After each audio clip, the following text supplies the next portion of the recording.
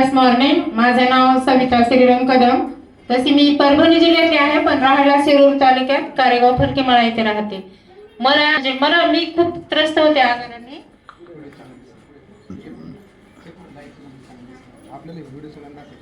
मला sugar, BP, acidity, मूळव्याध, thyroid आणि उष्णता एवढे आजार होते. मग आम्ही इथं खराडी बायपासला चाकणला नरेंद्र स्वामी आले होते, तेव्हा मला वैशालीताई कदम भेटल्या तिथं.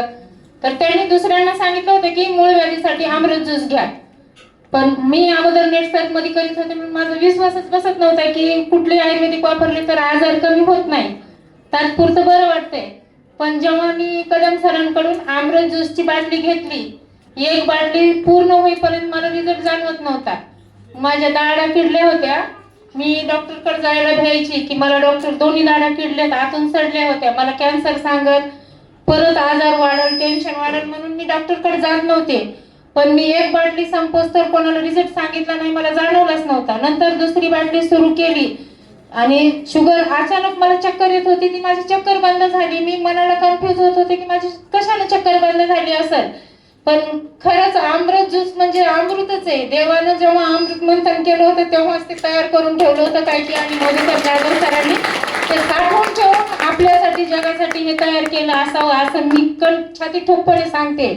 दुसरी बाटली घेतली, एवढी माझी दाढ उठली. मग कापूस भिजवला आणि दाढत टाकला. तेव्हाच मी कदम भाऊला सांगितलं, भाऊ माझी एवढी रात्री दाढ दुखत होती, मी अमृत ज्यूस कापूस भिजवून दाढत ठेवला, सकाळी माझी दाढ पूर्ण नाहीशी झाली, मला जाणवलं पण नाही माझी दाढ दुखते. मग माझी मूळव्याध पण गेली.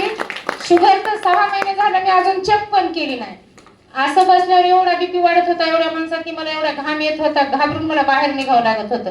मला असं वाटत होतं की मला एवढा घाम यायला मी आता जाते का काय की, असं होत होतं. माझा थायरॉइड पण गेला, शुगर बीपी पण गेली, मूळव्याध पण गेली, पूर्ण म्हणजे पूर्ण आजार गेलेले. मी असं समजते की असा मोहरा झाला नाही पुढे न होणार. अमृत रियाज मल्टीटेट हे नाव जगात प्रसिद्ध होणार.